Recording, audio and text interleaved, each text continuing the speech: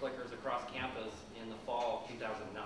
And what that means is that we were actually able to put in a system where students purchase their iClicker from the bookstore, and faculty members or instructors are able to purchase, well not purchase, but able to get their instructor kits from the media services, and this is standard across campus. So what we did is we decided on one vendor to go with, and we went with the iClickers because of certain reasons that I think will come across a little bit when Matt talks about the development of the iClickers, but I do want to emphasize that what we're really talking about today is going to be a lot of the best practices, because I know a lot of people here are using clickers or curious about using clickers in the classroom.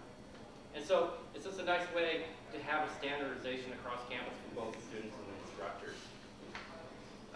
Overall, we've pretty much got a steady order going through clickers for each term. We're looking probably, I'd say, about 2,000 to 4,000 orders. And it's interesting because it is a pretty diverse cross-section of disciplines that are using clickers. So we have people from physics, we have people from biology, we have people from architecture, Native American studies, psychology, and there was another one that was kind of interesting use that I'm escaping me now. But across the board, so we have people both in the arts and the humanities and the sciences using clickers. And that's what really interests us at Teaching Effectiveness, is this whole aspect of incorporating this active learning in this peer instruction, in especially large lecture courses. And so that's why we're very interested in bringing in the guest speaker today to talk about his experiences, both in developing the units that we've adopted here, the iClicker units, but also his overarching experiences working within the large lecture format and how he's incorporating this peer instruction within that. And so that, I want to hand it off to Kristen Snow, who is the iClicker technology specialist, and she's going to introduce our guest speaker today. Hi everyone, welcome. Thank you so much for joining us today. We're really, really excited to be here and to have Matt with us to talk to you a little bit about iClicker. Pedagogical strategies, best practices, but also to talk about technology and the ways that technology really has changed the way that teaching is done at the University of Illinois and across the country. So with that, I want to hand you over to Matt Selen. Oh, and I just want to also mention physics. You're a physics professor. Sorry.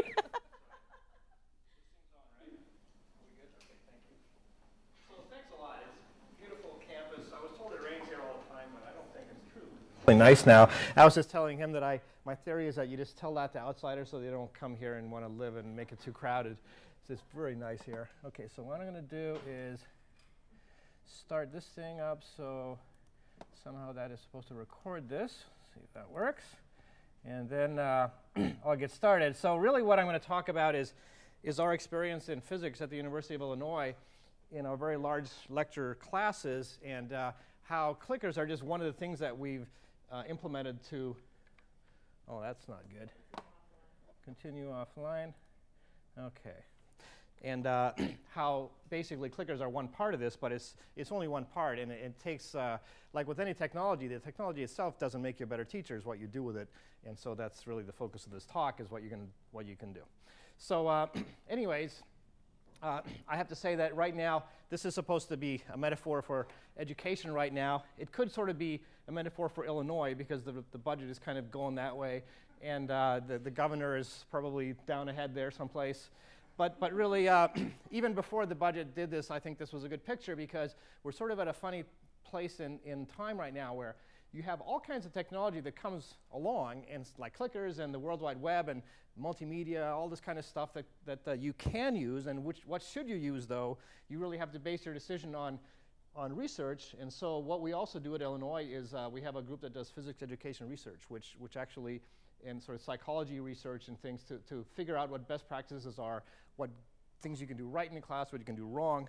And as you have here, and this talk is an example of this, is that there's a real emphasis on education happening at universities now.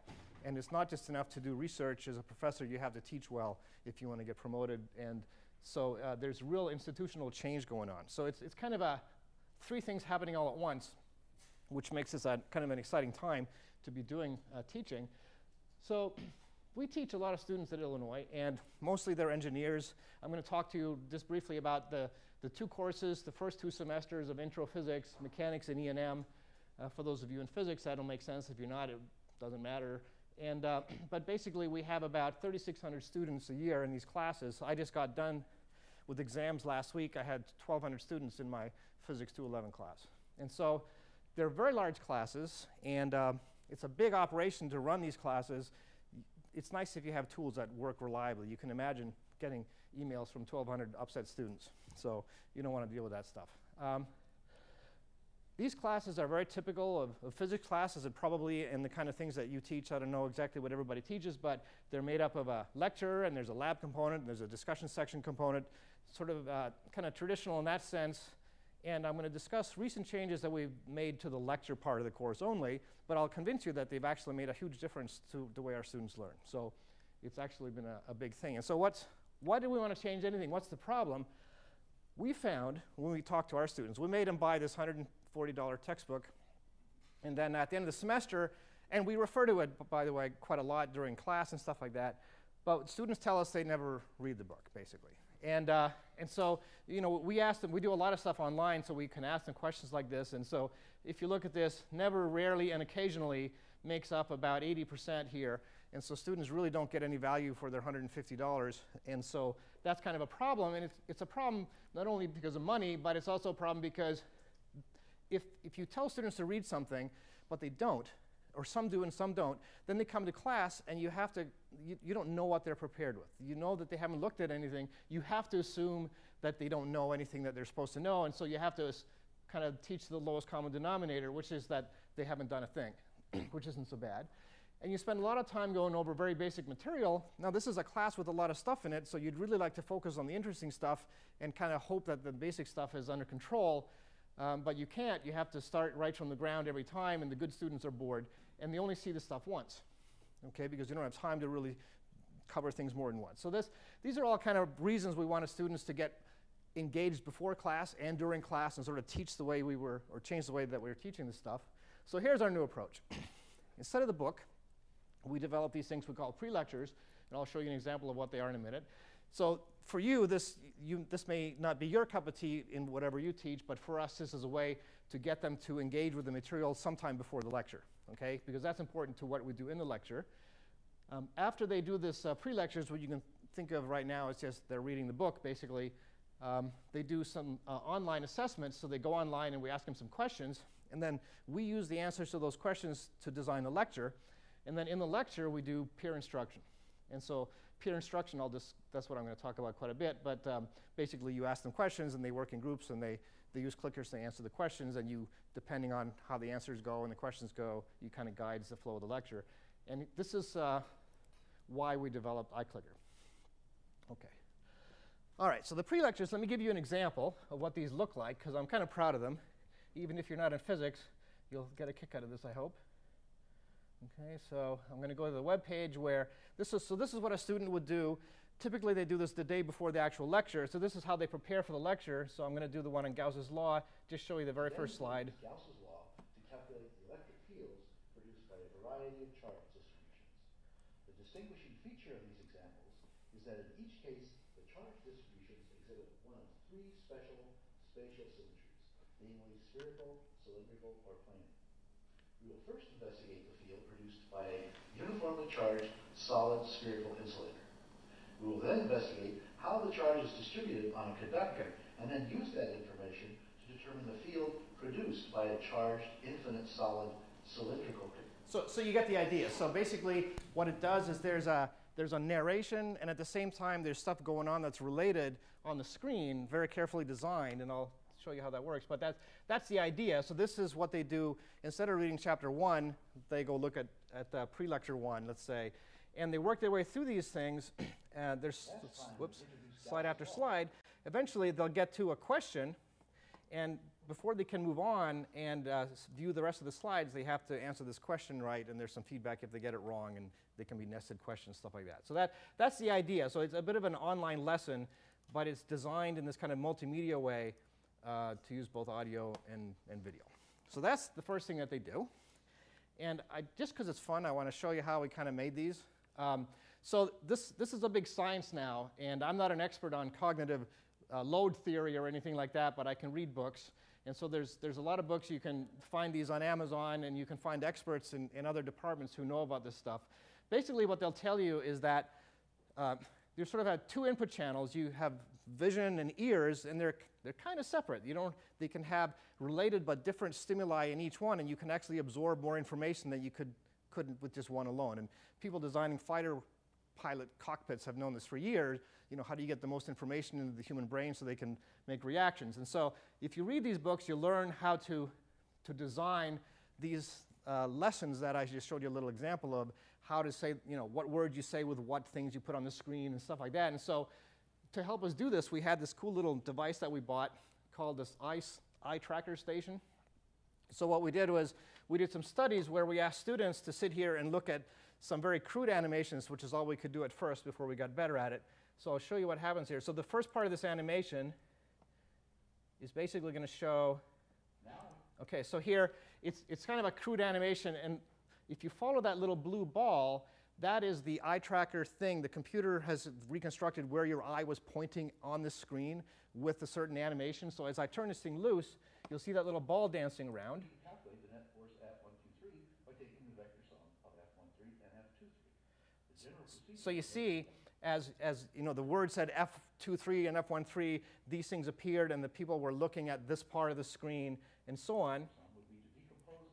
Okay, so this was a pretty unsophisticated slide, but you could see that the blue thing was kind of focused where you wanted.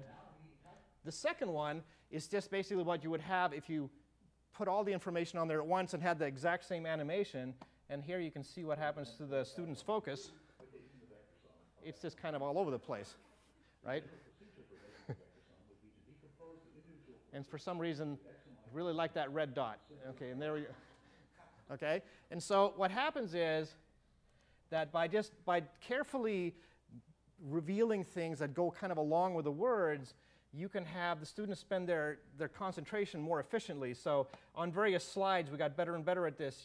This kind of shows the blue is for the animated slide, and the red is for just the static slides that they tried this on a student. This is the fraction of time they're actually looking at what they're supposed to be looking at. And so it's not surprisingly, if you use animations to sort of emphasize things, it's a lot better. So that's how we design these things. Now we get students to do this. It's only worth a very small fraction of their grade, but we find that most of them do it all the time. So they're now, essentially, you can sort of assume now that the students have come to class reading the book. The students have done the pre-lecture. So that's a very important thing to what I'm going to say next, because oh yeah, let me show you how we know this works, by the way, because I'm very proud of this. It's an actually published thing. We wanted to just try out this versus an actual book. So we did what's called a clinical study. We had 32 students. We divided them into two groups, and 16 of them did this, 16 of them did this. These were students not in the class. They were doing a different class at the time, so they hadn't seen any of this material before. And so basically, on days 1 and 3, they did a lesson from the computer, a lesson from the book. We gave them a little test. They did another lesson, another little test. Same thing happened the following day. And then a couple of weeks later, we saw how much they remembered. So all this stuff sort of combined, and the results are here. So you can see this in the measure of how well they did on all these tests. There's a really significant improvement in what they retained and what they could do with the sort of animated things versus the static textbook, which is pretty encouraging. And in fact, you can break it into the red and the blue into, sort of by how good the student is. By on the bottom score here, I put how they did in their mechanics class, which is the class I did that had nothing to do with this one. It's just a different physics class, sort of how their grade was in that class versus how they did on the new material that we showed them. And the point here is that the blue things, which is this multimedia thing, tends to be above the red things all the way up the slope. Especially for the poorer students, you see that they didn't do so well with the book, but they did much better with the pre-lectures. So that was kind of interesting to us. So what it sort of teaches you is that engaging the students and getting the students involved in their own learning is a very good thing. Okay. All right. Really quickly, before I talk about clickers, I promise I'll get to them eventually, is that we also then have the students, once they've done this thing, which is, you can say, is equivalent to reading the book, we ask them a few questions online. And this is something they do after they've done the pre-lecture thing, but before the actual lecture where I see them. And so we ask them a few conceptual multiple choice questions where we actually also ask them to explain something. So here's an example. You have a charge and another charge, and what direction does the electric field point in between these two things? And then they have to actually explain their reasoning. So they do a few of these things online before they come to lecture.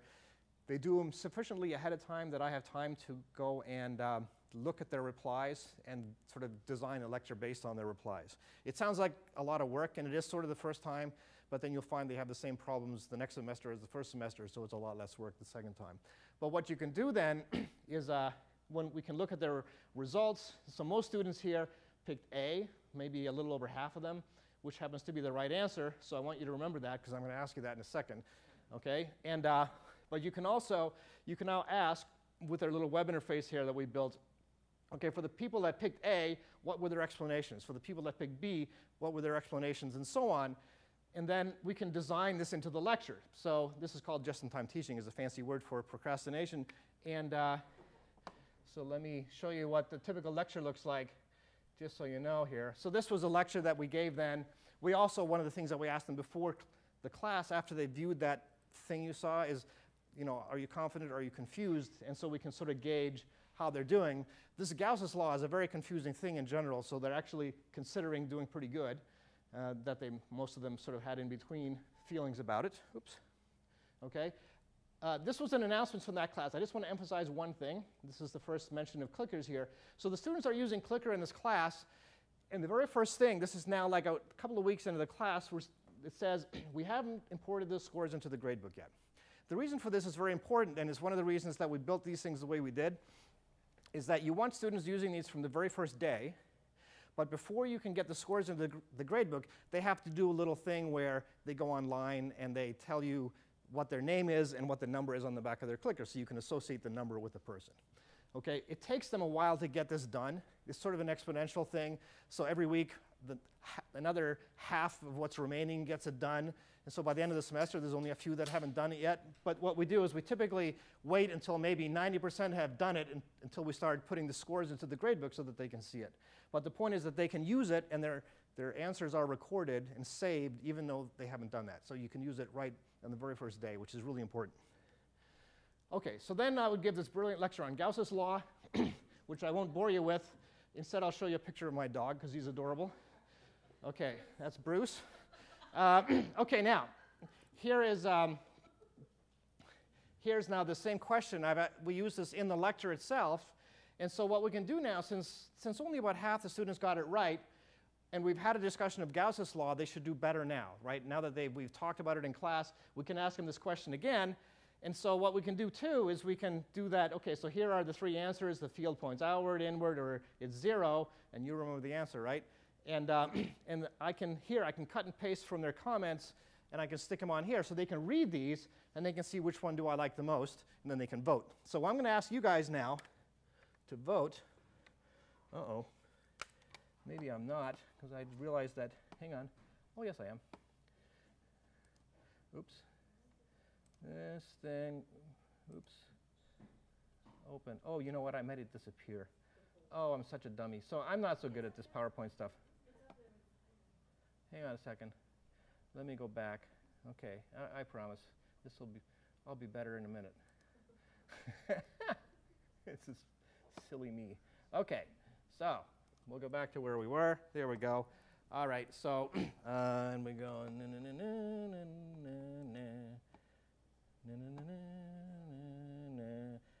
Okay, and we see Bruce, yay Bruce, and then we're back here. Okay, so now you're voting. You can turn on the clickers in front of you till you get the little blue thing, the blue light on, and then you push the vote button, and I'll show you how you're doing. Oh, see, everybody remembered. So now it's fantastic, because I gave this brilliant lecture, and everybody got the right answer. I'm going to stop the polling, and I'm going to make this thing go away. So now I can say, yes, the answer is A. You guys are all very good. And then I can show you how you did actually, let me bring the context back up there, how you did in the pre-lecture, which is right there, and you can see that you did much better because, and then we can actually have a discussion at this point why this is the wrong answer. So it kind of brings up, it's a really good way to spur discussion in class. Sometimes what will happen is that students will still get it wrong, and then you can have a different discussion. It kind of varies. You have to wing it, but that's the fun part of teaching. Okay, so let me make that go away. All right, so now I'm finally going to get to clickers, this whole idea of peer instruction. So the lectures now, the students have done these pre-lecture things, or they've read the book, probably if it's a class, some other class. We kind of know what they know and we know what they don't know, so we can design our lecture. And in a 50-minute lecture, we'll ask between 6 and 10 questions usually, a lot of questions. So the luxury is we know that they're prepared, so we can focus on the things that they don't know. We don't have to go over all the stuff that they do know. Okay, so it's really very good. And this is why we developed the clicker stuff. And so we have been, for years before we actually built these clickers, we tried to do stuff like this in class with showing of hands and flashcards and coughing or whatever it was. And you never really got buy-in from the students because it wasn't anonymous, so it was a big one. And also it just wasn't consistent, and it was hard to see how they were doing that way. You can only sort of get a sense. So anyways, let me ask you another question here. Since you guys are in this room, it would be very useful for me to know how familiar you are with systems like this. So A, it's not very much, and D, you've already used these things. And so you feel this, bear with me again. So look at that. So I'm preaching to the choir. That's fantastic. Okay, so I'm going to stop this thing when it hits 20. 1, okay. And so there's no right answer here, so I'm not going to mark one of these green. But that's very good for me to know, okay? And so let me tell you a little about why who made this thing, since that's why we're maybe here. And so there's 3 of us who are faculty at the U of I kind of put this thing together, and it was all kind of, and one grad student who did all the work. Really? I'm kidding. He was, oh no, I'm not. He was fantastic. And so we all do research, and we all teach and do stuff like that. And Benny just did a whole lot of work to make this thing work. And so we designed it for ourselves. We wanted it to be simple and just work really well. And we didn't have enough people to make it complicated. So really, that was the secret. The secret was there was only 3 people or 4 people involved in this thing. But simple and reliable was the key to all this. And so we finally convinced Macmillan back in 2005 that they should help us out and give us some money and get real engineers to do this thing. And so I'll show you the result here in a second. But the idea is that we really built the thing that we wanted. Here's Tim, the other guy who teaches with me this semester. Here we are teaching Newton's laws and stuff like that. And I do have more than one shirt, I promise. Okay. All right. Stop laughing. No, it's not that funny. All right. All right. So here's the philosophy. Well, actually, so let me give you a little history. This was the first thing we made. So I build electronics for my research for particle physics, and so we build these detector components and stuff. So I thought, yeah, I can make something work. So the first summer, me and Benny built this thing, and it worked from about 6 inches away. It wasn't very good. And then we got a little help from an engineer in California who kind of freelanced with us, and we knew how to lay out the board, and that thing worked a little better. Then we made this thing, it worked a little bit better. And then we realized that all of these were running at a frequency that they weren't supposed to be running on, and we were in big trouble.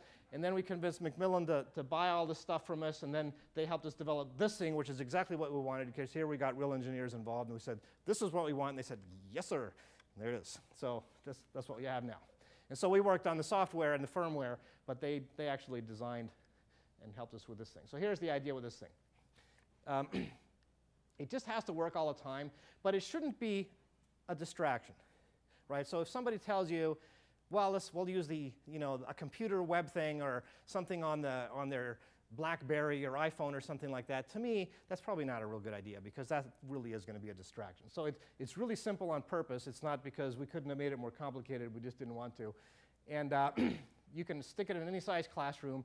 We've had rooms in Cornell where I think they have 1,300 students in one room using it at the same time when they teach psychology there. It's really, really fast. It just sucks in votes at about 750 per second. It doesn't operate at 2.4 gigahertz, so there's no interference from Wi-Fi. And some students will sit there downloading things that you don't want to know about. and it can actually mess with the systems that do run at 2.4. It was kind of hindsight, this is a good idea. And there's no, like I said, you want to be able to use it right away, so there's nothing the student has to do before they can actually use it in class, which is really good. There's no installation, it just kind of plugs in. There it goes. The software can live on a little memory stick if you want. And the results can be displayed on a little screen on this thing, so I can see how you guys did without me actually having to show you up on the screen, which is actually pretty important. And then the same philosophy for the software. So just to, the software runs on a PC or a Mac, and there's all kinds of integration. And we can talk about this later. This stuff isn't so interesting to me. The whole point is that it works really well. Okay, now back to the good stuff. Peer instruction. Eric Mazur at Harvard has been doing this for years, and it's something that he really pioneered. And so the idea is that you do ask questions in class. 5 to 10 minutes is actually about the attention span of a person. If you go to a colloquium sometime and sit at the back and watch your own colleagues, okay, and see what they do after 5 or 10 minutes, and you'll see what I mean. It's absolutely true. I've done this. And so it's good to get students to kind of snap out of it, talk to their neighbor, and move on to the lecture after that point. Okay, and so here's an example of I have to give you one more thing to think like a physicist, okay? So here's the one that we gave when we talked about just light bouncing off a mirror. And so for light bouncing off a mirror, the angle that it goes in at is the same as the angle it goes out at, okay? So that's the question. That's what we just discussed when I give my students this question. So here's somebody standing, here's a mirror over here, a bathroom mirror. She looks in the mirror, and at the very bottom of the corner, she can see her knee, okay? Now, if she now moves closer to the mirror, what's the lowest part of her leg that she can see now if she moves closer to the mirror? So I'll just give you 15 seconds for this, maybe 20. Actually, you should talk to you. If you were real students, I would be bugging you now because I don't hear any discussion. So I like a classroom where it's kind of noisy, where people are talking to each other. And the best thing is after you reveal the answer, if there's like a cheer from the people that got it right and like an odd groan from the people that got it wrong. So we'll stop this now. Okay, angle of incidence, angle of reflection. If she moves a little closer, okay, it's the same thing here. This angle is still the same as that one, so you're still just going to see the knee. Same exact thing as before. So that's the answer. The answer is B, and we can see, oh, look at that. Okay, so now, no, this is beautiful, because at this point, right, what a moment, what a teaching moment at this point. So you can have people discuss, why did you pick that? Why did you pick that? I won't put you through that, but there you go. All right, so now I've subjected you to enough of those questions, so I won't do it anymore. So the whole point of peer instruction is that it kind of resets their attention span. It gets discussion going in the class. People are actually kind of awake and talking, which is good. It gives students the feedback that they need, because if they got it wrong, they'll go, oh, crap, I got it wrong. And then the most useful thing to me is it gives me feedback.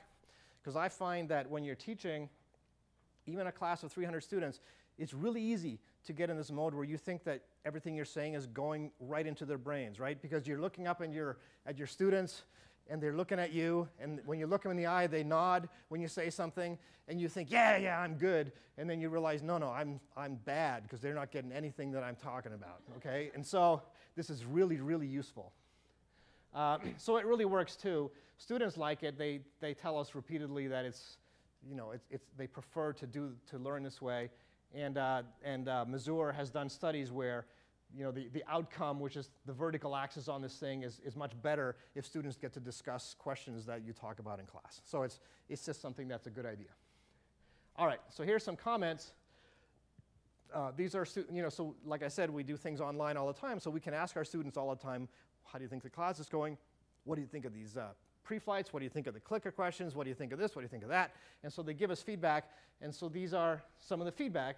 And they really are good feedback. I mean, it's very rare that somebody says, I hate you, this class sucks. Okay? It's really, and they would too, because if something is bad, they'll tell you. I get these diatribes about their lab TA was late and they had to wait in the hall and all this kind of stuff. But they do definitely tell you, but I like this one a lot. Even though I may not have known the answer, I could still guess and respond without having to answer in front of the whole class. I didn't feel stupid, right? It's really important. It sounds good, but it really, really is important. And then I knew what I needed to study. So this kind of feedback is very, very valuable. Okay, so I'll kind of, I'll spend a few minutes just telling you how we know this is good and how it works, and then we can have questions. So how did this impact our course? So remember, what we're doing is we're doing this thing, which is basically making them read the book, and you have different ways of doing that but we were unsuccessful using the actual book, and so we did this other thing, which worked pretty good. We do the pre-flights, which tells us how they're doing before they come to class. And then in class, we do this peer instruction stuff, and we do it a lot. Okay? You might worry that now you're not focusing in class anymore on solving problems. Most of their exams, a lot of the things that they do are problem-based. We're spending more time now not solving problems. We're spending a lot more time on concepts than we ever did before. Does that help or hurt their problem solving? That's a very valid question. Okay, and so we can answer this in 2 steps. Just so you know, their participation in the pre-lectures, the pre-flights, and then the lectures, all the stuff that they do is only worth 10% of their grade.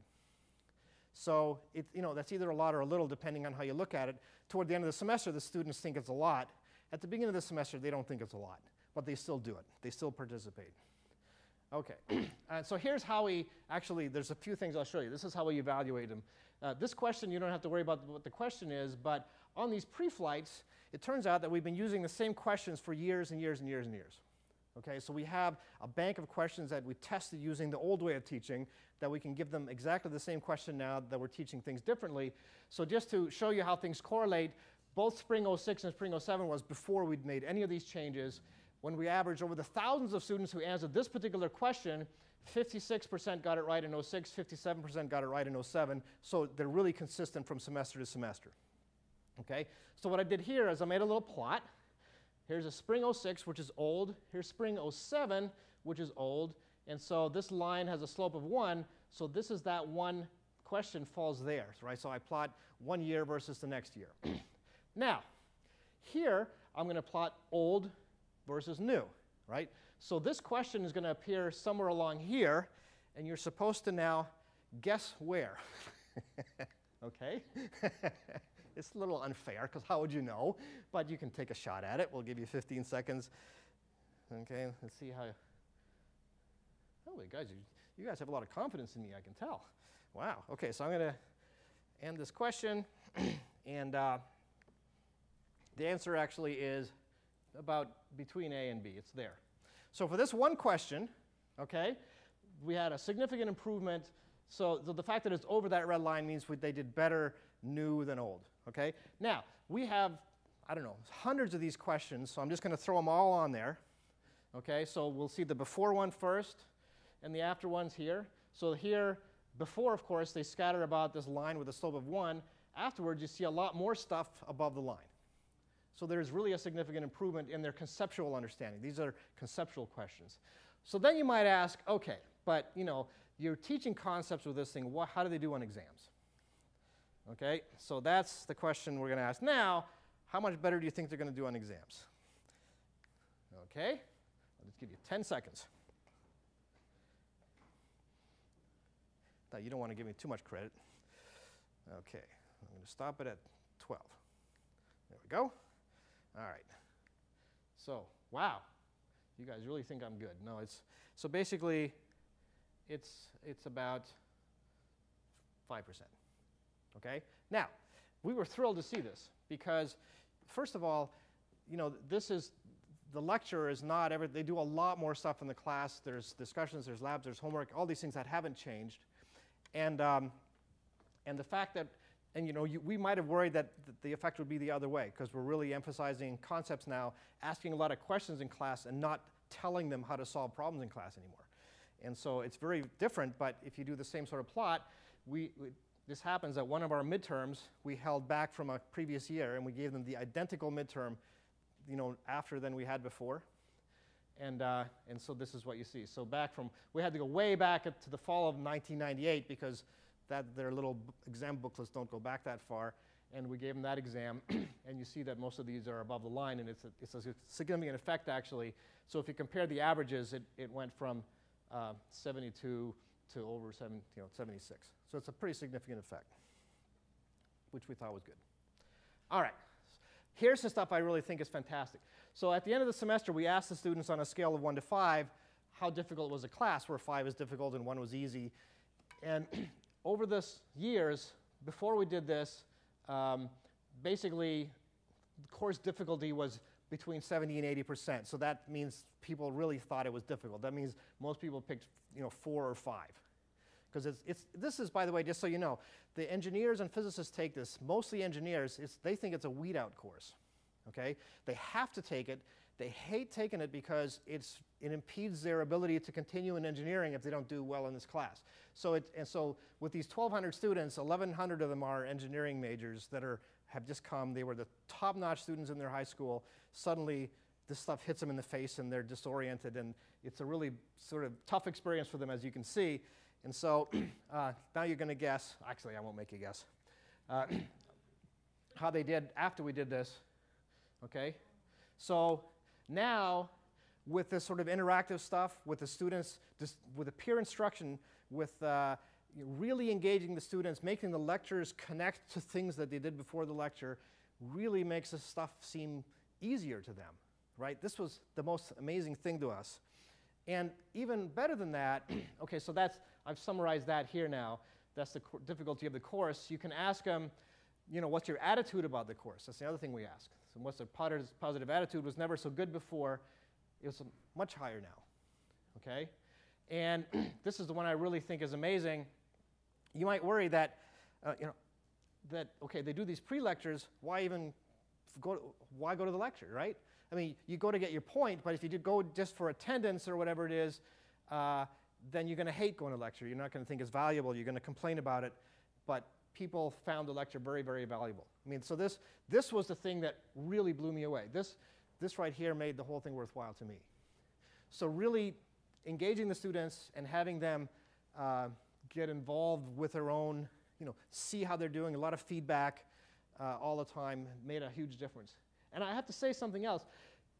At the end of the semester, typically you guys know how this is. You have a big class and you have students coming to your office, they did badly, and their world is ending and they're sobbing, and they're literally going to be thrown out or lose their scholarship or stuff, and it's terrible. It's awful, right? I mean, I sit there with Kleenex and they sit there with Kleenex, and and the thing is, I had only very little of that since we started doing this, because I think the students get so much feedback during the semester that it's not a big shock at the end. All of a sudden, bam, they realize they're kind of in trouble. From the very first day, they see how they're doing, because we're giving them so much feedback during the lectures, before the lectures, everything else. So I think it's very, very, very good stuff, I think. So anyways, that's all I have to say. I'll just end with this slide. It's a really good time to be doing this stuff because you have the technology to really do it right now. I should say that when we first started doing this, we tried some other ways of doing it. The reason we built our own was the other technology that was out there in 2002 or whatever it was so bad. We tried a system that we wired into the classroom where the students plugged their calculator into these jacks. It was called Class Talk. It was pretty cool, but it was just a pain in the ass. It didn't work, and it was expensive, and it cost like $20,000 to wire the classroom and stuff like that. We tried these infrared systems, and you needed a whole bunch. You couldn't do it with our big classes. It just didn't work. And so we just built what we wanted, and these folks were good enough to write a check. So that's it. Okay, thank you. Any questions?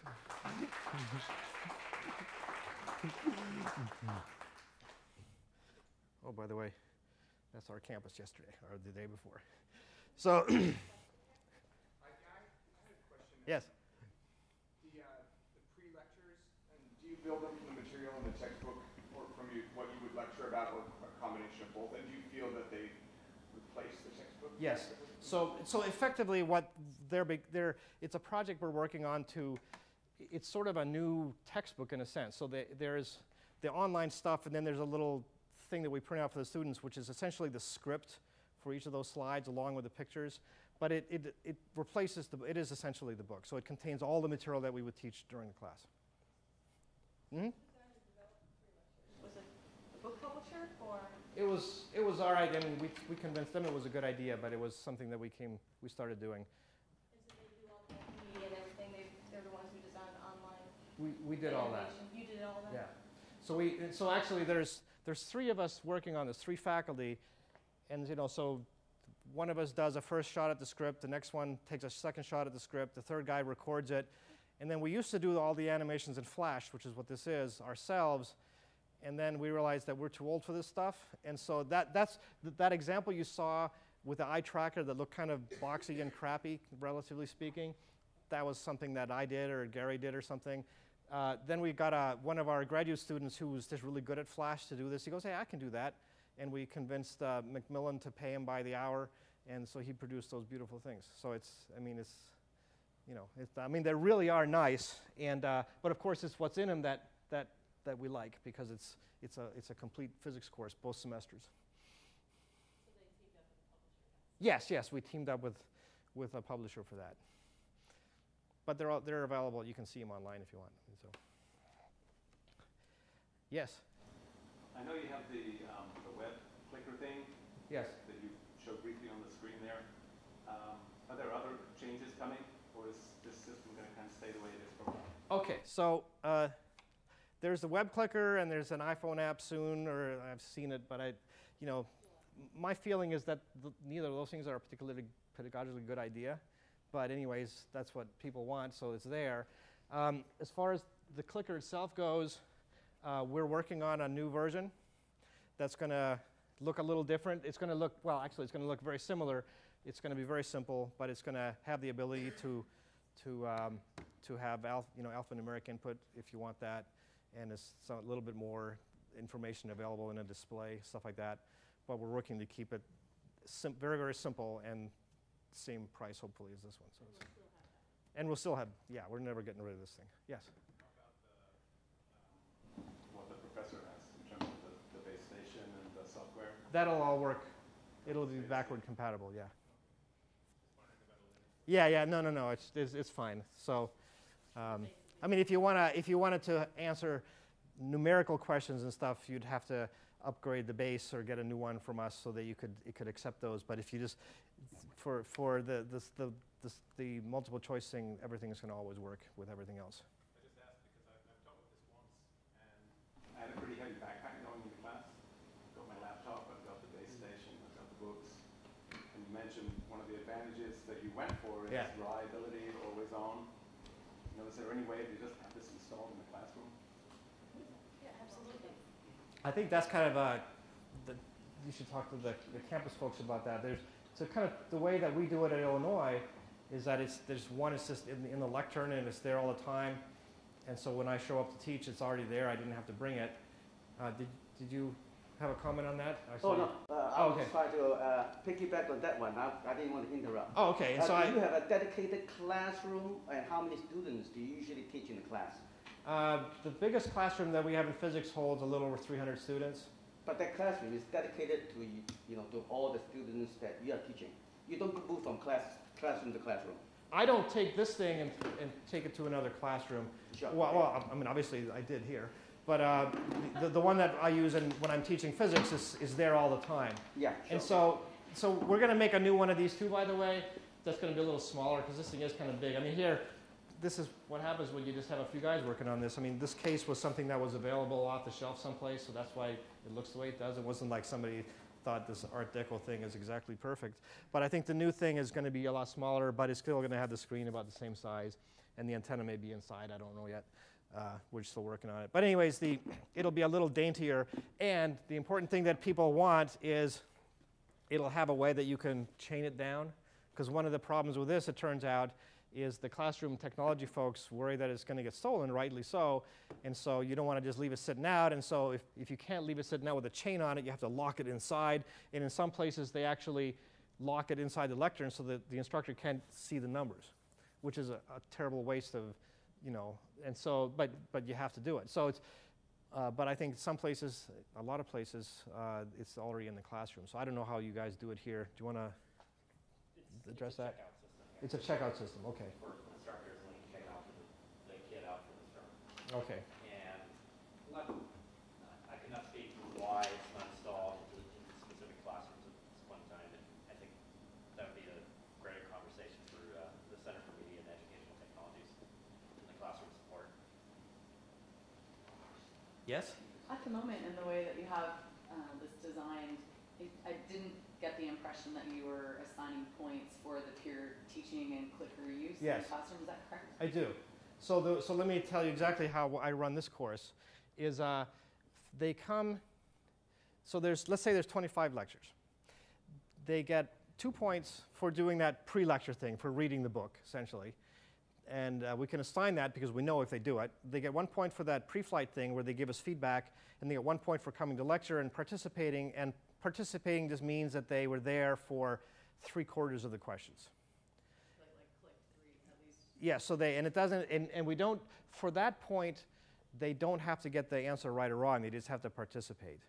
But then we did something else which is sort of sneaky. We give them up to 1 more point in class for getting the answer right.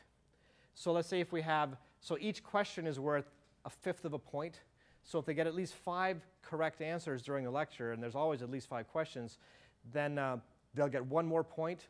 And that's kind of like a wild card point that they can use at the end of the semester to put towards like a low quiz grade or something like that. So they get up to 25 points that way. So there's a bit of an incentive. I mean, it's small every time, but there's an incentive to get the right answer, which really, I think, encourages them to talk to their neighbor. Otherwise, you could just click and, who cares what you got. In fact, you see students sitting in the back sometimes with like 3 clickers on their desk, right? And so their other 2 friends are hungover, they didn't come, and they're sitting there, and, because especially if you teach at 8 o'clock. And so it's I've kind of wrestled with myself what I should do about that. So I don't take a fit and try to take away the other clickers, but I kind of look at them disapprovingly and I ask them to please vote the wrong answer for their friends' clickers. I don't know if they do or not, but So you do that calculation after the fact. So yeah. Is that correct? So you just when you set up the clicker question, Yeah. you might set up things such as give 1 point just for participating and do 1/5 of the correct, Right. 1/5 of a point when it's correct, but then you don't analyze any of that until the end? Or But the gradebook takes care of all. So the gradebook that we have allows you to set that up and you never have to mess with it. So before the class ever started, I said, okay, I'm going to give them 1 point for participating and 1/5 of a point for a maximum of 1 more point for getting the right answer. And that's all I did all semester. Then at the end of the semester, their grade was just there. So you don't have to go in. If you're vigilant during the class, so what I didn't show here, but you can, when you ask a question, if one of you be so kind as to vote here, I'll show you something. Okay, so now we end this. Suppose the answer was B, right? So you can just by using, so the whole class, the whole thing I was just doing, I was using this thing to advance the PowerPoint slide. So I forgot to mention that this thing you can use like our little remote control, which is kind of handy, and you can then select which one is the right answer. So suppose it's C, or I could just click on it. But once you do that, then it's saved in the gradebook, so you never have to go back after the class and just put in the right answer. So when you walk out of the class, you don't have to mess with it, except for just uploading the scores once in a while into Blackboard or whatever you use. So so it's very easy to do something like that, unless you want to do something complicated like 3/4 of a point for the first question and then 1/4 of a point for the next question. Then you'd have to do it by hand. But yes. So I kind of come at this from maybe the diametric opposite of where you're coming from. It sounds like you teach large classes with Yes.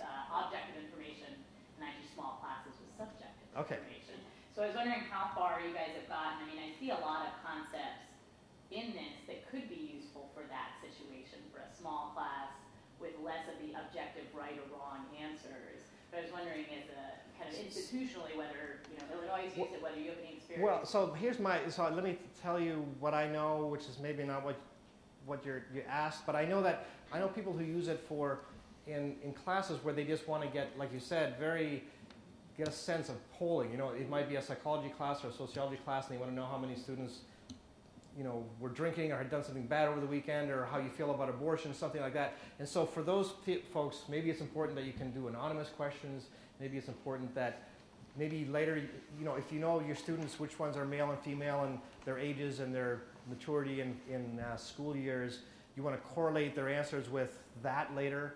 And so that sort of data manipulation stuff is something that we've built into the next version of the software. It's very easy to do, but you can sort of correlate answers with things that you've stored earlier. If you ask them a question near the beginning of the semester, hit 1 if you're male, 2B if you're female or something, and then that'll save that information and you can use it later to correlate. So, and I know that the guy who teaches psychology at Cornell, the guy I said who teaches in Bailey Hall that has like 1,200 students in it, he just asked dozens and dozens of questions during a lecture and basically throwing up just to get students' feelings about things. How do you feel about this? How do you feel about that? And he doesn't even record their answers. He doesn't care. I don't think it even counts for their grade, but he really just wants the students to participate and tell him how they feel about different issues. So for that, for a very large class, it works good. And I've heard, just to finish answering this, it's people who have taught small classes where you want students to open up a little bit and have had some semesters it's this great, and some semesters they've had trouble getting students to get going and discuss and really participate in the discussion in class. And they tried, so they never used clickers until that tough semester, and then that was kind of an icebreaker to people can sort of get going by being a bit anonymous. And then after that, they sort of broke the ice, and then they had a better discussion in class. So that I've never had that experience myself, but somebody told me that I think it was University of Colorado. So, yes, sir. Yeah, just now you mentioned about the grade book. Yes. And Blackboard. Do you know whether the grade book is automatically can it be automatically linked up, let's say, with Moodle gradebook? With Moodle? Moodle. Moodle was one of the things in here. So here I have to say I don't really know because we have our own gradebook at Illinois. But when I look here, Moodle was one of the things that I saw. Hang on. You're talking about iClicker to Moodle? Yeah. You're talking about Blackboard to Moodle? iClicker to Moodle. Yes, it does. Yeah, that's. So the claim is that all these things it can be integrated with these various course management systems. I haven't done that myself, but Sarah can answer those questions better than I can. That's basically just you just check off a button. Okay. Make sure your button's selected. Thank you. So Yes. I came in late. I may have missed this at the beginning, but the idea is students just purchase these somewhere? Yeah, yes. So the they idea just is carry them throughout their career. They at Illinois they'll hopefully in their their one of their first semesters they'll buy one because they need it, and then they'll use it for 4 years and then they'll sell it. So there's like a used clicker market. It's like a book, and the bookstore buys them back. What do they run? Any idea now? I think to the bookstore it's $28, and then the bookstore puts some markup on it. They're like 34 now, new? 33 new and Okay. 29 used. I forget. But yeah, we buy them back all year round over at the bookstore. Okay. So Well, I've got a curious question about buying back. When you buy it back, how do you guarantee that the clicker still works? we just test to make sure that Okay. it turns on, because I was on the committee with Robert and some others to test all these and figure out which was the best, and it seems like it has a really low failure rate, and Okay. so if it'll turn on, we pretty much just assume that it's going to work. Well, But if there's a problem, then we will replace it. Yeah, we have students who bring them back when they're out. I think that's the problem with us over at Lane. For one thing, is that our classroom, unlike some of the bigger schools, our classroom is not integrated with the clicker. So we have to bring the whole system in there with us when we need to use it, and we have to set it up on the spot, and that takes a little bit more time. That's the one thing that is really prohibiting me from using it in my psych classes. So you mean you have to bring the base unit Yeah, and we have plug to it bring in? it in and set it up. It takes a little while. That takes a little while. It's not that bad. You get used to it. Yeah. It's pretty quick. I mean, I think that if you do it once, you'll see it doesn't take much. As to the reliability thing, I've begged all the bookstores and these guys, when they get a broken one, to send them to me. And I have a little, mortuary in my house where I work on these things. And so I take them all apart and figure out what's wrong. And 90% of the time, when there's a returned failed clicker, it's because the student didn't realize that there's 3 batteries in here. There's actually one up inside that you have to jiggle it a little bit to get it out. And so it's just a battery issue. That's like 99%. Yeah. Yeah. And I've had, it's funny when you take these things apart. I took one apart that was full of mold. I have no idea what you put in a clicker to get it moldy. And then I've had a few where they were obviously dropped because one of the little clock chip inside, it's the biggest component on the circuit board, is just rattling around in there. You can sort of hear it like a broken light bulb or something, but you really have to drop it from or throw it or something. Maybe somebody got mad. Do you know who that came back in the whole time we've used you made a little smoke. I don't know what was my favorite.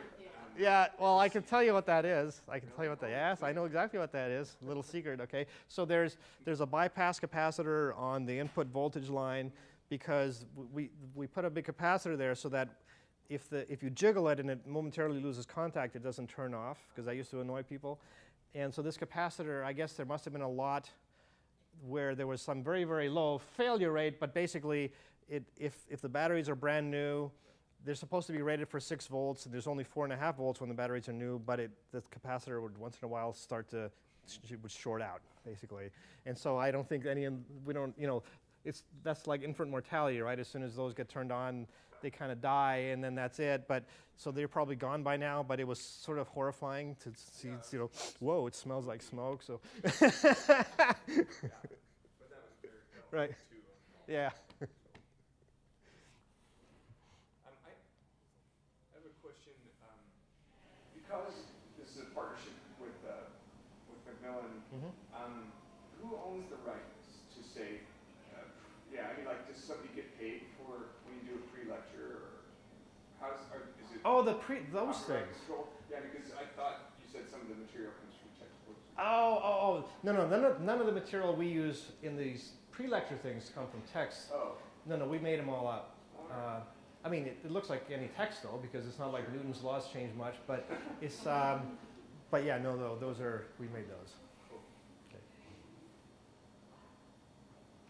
Any other question? I know there's wine back there. Yeah. Yeah, there's plenty of food. So yeah, so please, why don't we kind of break and yeah. yeah.